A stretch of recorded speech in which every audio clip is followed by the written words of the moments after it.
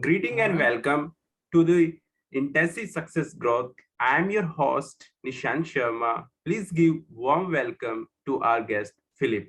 Philip is an author, podcast host, connector with passion. Welcome, Philip. Hey, how's it going, Nishant? Yeah, everything is good. Let me start with this. Where were you? What happened? Where were you surrounded with that inspired you to do what you do today? Okay. I was working at a marketing agency in New York, in Brooklyn, when I had moved over there, but I'm from Los Angeles. And so when I was working there, I got a chance to try a lot of different things in terms of content, advertising, and my passion had always been to make music. So I was very familiar with audio editing, video editing tools, all of that. And it just so happened that the CEO needed somebody to help him generate personal branded content for himself to help improve lead generation sales for the agency as a whole, because he was the face of the company. So he sort of took a liking to me and kept asking me to do things as we got to know each other. And when I started realizing, wow, I could really do this even for myself, it started to become more of a maybe I should try going in this direction and on my own, and which I eventually did when they tried to offer me a bigger commitment on their behalf of offering me a bigger salary and this and that. And I said, well, I'd have to turn it down out of respect, because where my heart is to go out and make the attempt to become self-employed. And so they appreciated that so much that they became a mentor to this very day. But that's really the origin of where podcasting started to take place for me. Great. So, what are the top three reasons why do people fail? In my opinion, why people fail, Yes. I can only tell you why it is I fail. I fail for two reasons. Usually, one out of a need to learn, right? So I'll fail on purpose. I'll go out of my way to try something knowing that I'm not going to be good at it in order to get closer, called negative corrections, right? To the goal in general. But I think the main reason people fail has a lot to do, again, and this is speaking from my own personal experience. Let me reframe that. The main reason I find that I'll find myself in a situation one would call failure in the way I framed what took place, how the events happened, and how I perceived them to be, my judgment of what took place, right? Whether it's somebody didn't pay me on time, right? I should have thought about this, and that. But that's me looking at it in a negative light instead of going, wow, I just learned all the things I need to know about what I should do in the future. So is it really a failure? Failure, then, in that context, is merely someone not willing to learn from what took place. You only fail when you refuse to learn something from that failure, quote unquote. What is your greatest failure story and what did you learn from it and how did you recover from it? Wow. Okay. Oh, that's a tough one. I don't give much thought to that. As you know, usually I just learn from things and then move on. But if I had to say something was my biggest failure, it's not business related, but in a way, it is professionally related. I was on Telemundo, and for those who don't know, Telemundo is like the Spanish MTV of sorts when it comes to music, like competitions for singers. And I was on that. And what happened was they had not only forgot to send me the song I was supposed to, because they changed the key of it. So they didn't send me the song in the way I was going to be using it to perform. So I was practicing to the original version, and they also chopped it up so that it was in different formats. So by the time I showed up, when they flew me out to Orlando, and I told them, hey, I've been trying to get a hold of people, they're like, who did that? Who were you talking to? So my first failure, or my first big mistake, was not actually addressing who it was I was speaking to, out of fear of not wanting to be, I didn't want to be a person who became disliked immediately.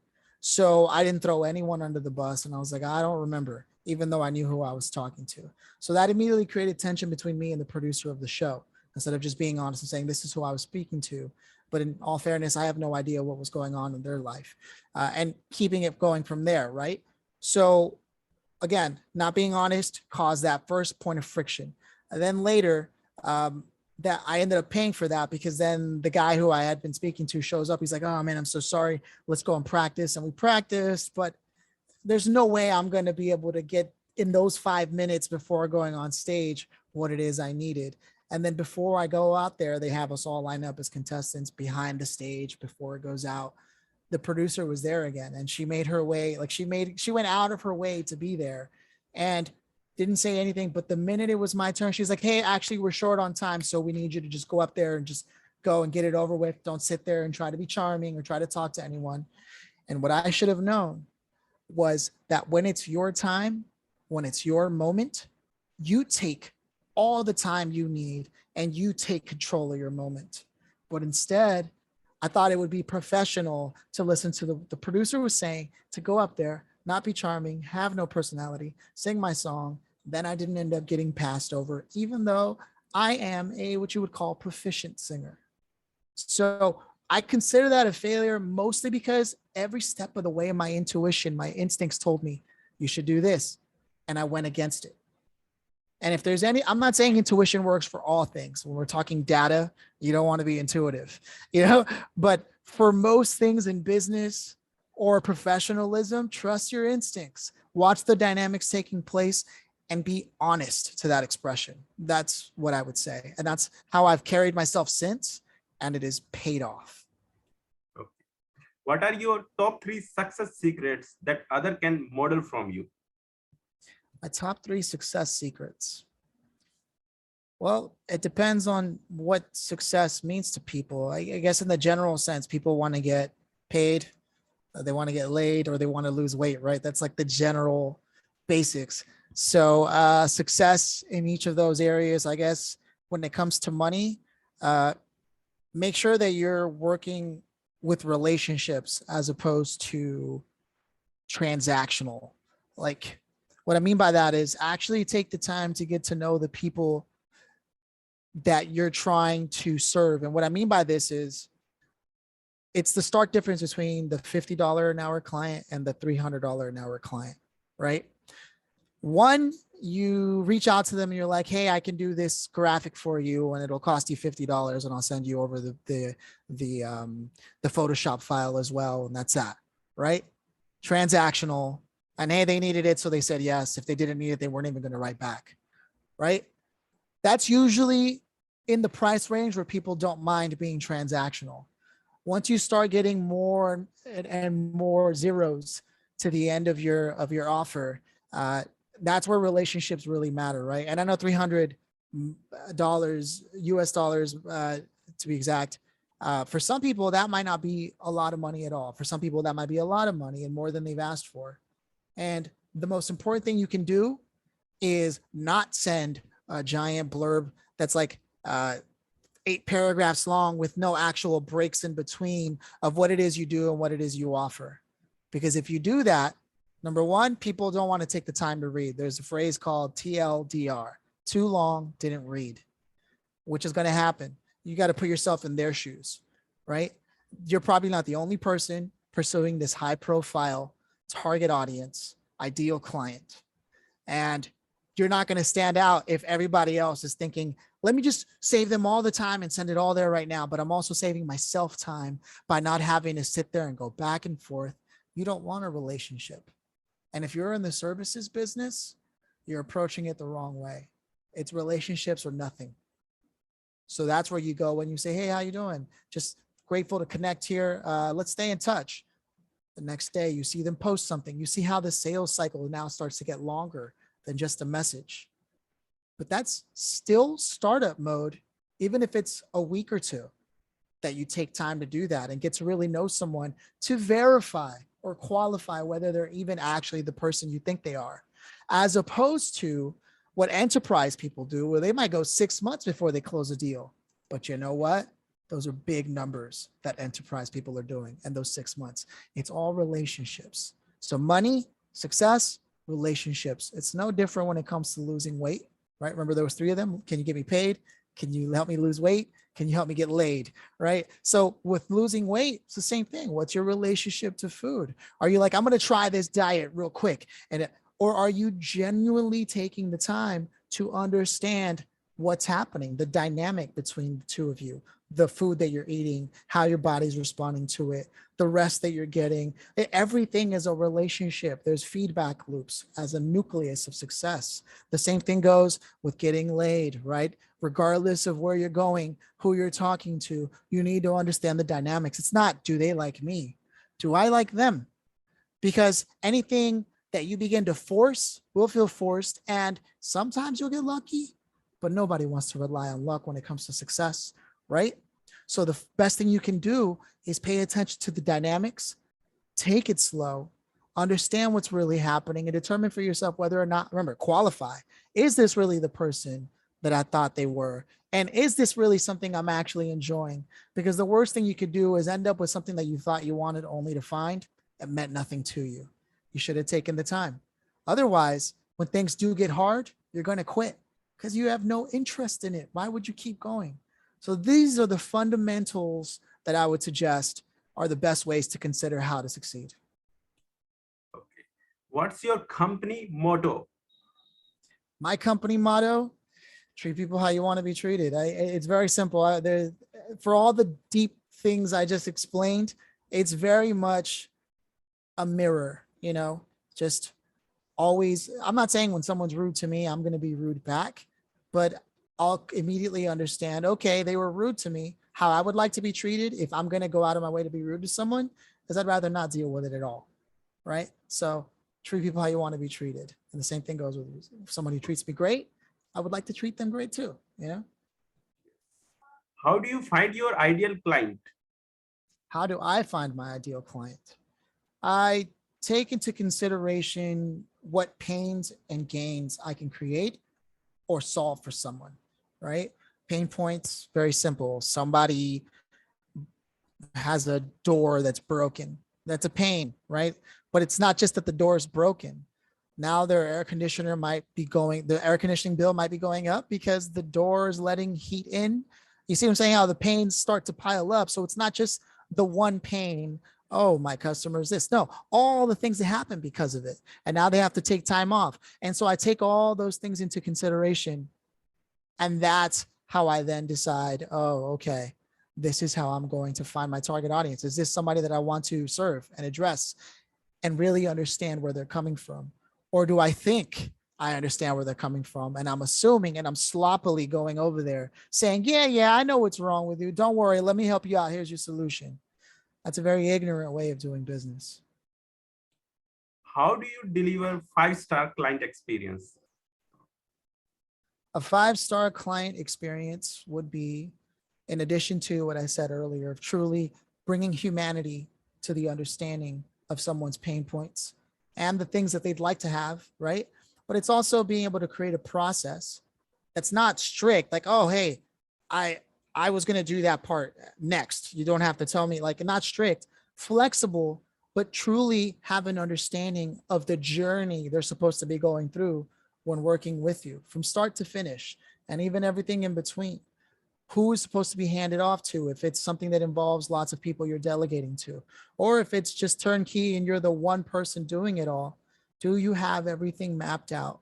And can you iterate on it if necessary when things are asked to be flexible? Because just because it worked for one person this way, but this is the offering I have, you might have to bend a little. Doesn't mean you have to fold, but you have to be willing to bend and go with something organic. Structures are inorganic. Everything that's organic bends a little. That's just the way it works. How do you start your day? How do I start my day? Oh man, reaching for the first cup of coffee I can find, but it's because I stay up so late all the time. It's if I have any pitfalls, is I need to get my sleep under control more. That has a lot to do with my anxiety, but I do start my day that way where I reach for coffee. And then before I actually eat, I do some cardio and I got to make sure I go outside. Otherwise I'm still sleepy. Even with the coffee, it just makes me anxious. So I go outside, I try to get some air. I sit down. I take a second to think about how I'm feeling and whether or not that's going to be a problem for me. So if it starts to feel a problem, like I don't feel like doing anything, then I know that I need to take time to reshape my mindset, reassess my priorities. Otherwise, I would have woken up and been like, let's go. But clearly, I've lost my clarity if I'm feeling that way. And it happens to me often. I don't wake up every day like, let's go, do push ups, go for a run, coffee. No, sometimes I wake up and I'm like, coffee. What am I going to do? I don't know. And the minute that I say that, I've realized the most important thing that my mentor taught me: clarity equals confidence equals execution. I'm not executing because I don't have confidence, and I don't have the confidence because I don't have the clarity. Somewhere along the way, I forgot why I'm doing what I'm doing and what I'm supposed to be doing next, just the very next step. How young are you? I'm 33 years old. Okay. You are not 33-year young. You are 18-year young with 15-year experience. Right on. I like that. What are you grateful for today? I haven't taken the time to do that yet, but I will say that I'm grateful for the opportunity to be able to speak to you, um, and to share my thoughts. I think that's something that we take for granted. Nobody has to sit here and listen to me, but if you are, and you're one of the people that's listening to me right now, I'm very grateful for your time, because time you don't get back. And you've given that very precious resource to me. So I hope that what I'm imparting and sharing has been a well trade. What's your plan to achieve your goal?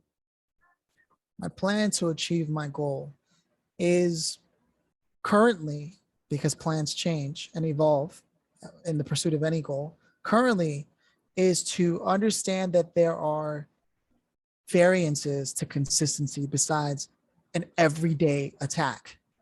Even 2 days on, one day, take the foot off the gas a little, and then the next 2 days again. Even that, as long as you keep that pattern up, is consistent. But I come from the school of every day I thought I had to go 100% gas, full pedal to the metal, and it results in burnout. And burnout is not success.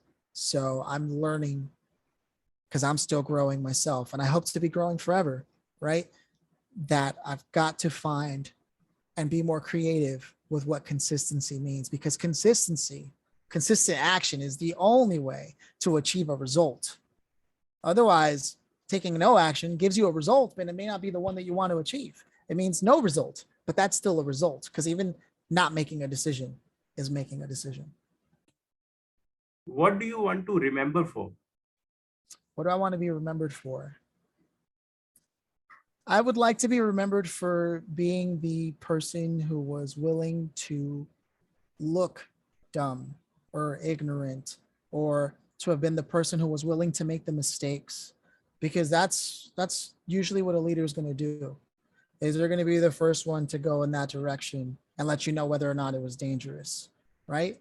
And the other side of that is I want to be remembered at that same time as a leader for someone who asked you, how can I make your life easier, your job easier? Because I'm here to serve. There's really no other, you can't, after a certain age, if you're not serving somebody in some capacity, nobody cares, at least as a man, you know? So that's what I hope to be remembered for: someone who was willing to serve graciously, and who was willing to risk it all in the effort to benefit others beyond myself. How can we support you? You can support me in a number of ways. Number one, you can connect with me on LinkedIn and just stay in touch and be a friend. I'm pretty active on there. I'm active on Instagram, but that's nothing about business. It's mostly just my hobbies: music, martial arts, my dog, you know. um, but also, I did write a book. I wrote a book called Pushing Past the Norm, and it shares a little bit about my story, but mostly it's a series of chapters that have frameworks, ways that I look at the world, that I think are worth looking at if you've ever struggled or got stuck and thought to yourself, well, I can't get out of it. It's just the way my head works. Maybe try this. something that's inside of my book. It's on Amazon, Pushing Past the Norm, Philip Lanos. Look it up. There's an audiobook if you're not a reader, and I'll hope to be making a video series soon. Okay. What would you like to say about your guest experience on this show? I'd like to say that the questions have been well thought out in advance. It seems like you understood when to ask what, and that you've been pretty straightforward. Uh, you also made a great effort to reach out. And as somebody who's busy, when you take the time to reach out again after I may have fallen off and forgot to reply, it means a lot to me, because a busy person should be, generally speaking, if someone's truly busy, they're actually grateful that you stayed in touch and that you kept pushing back up to top of mind until a resolution came to be whether or not we'd be continuing to the next step, right? That really means a lot to me, because sometimes I get so caught up with so many other things because I spin a lot of plates that I'm really grateful for that. As opposed to, if you ever run into a situation where somebody tells you, why are you bothering me, this and that?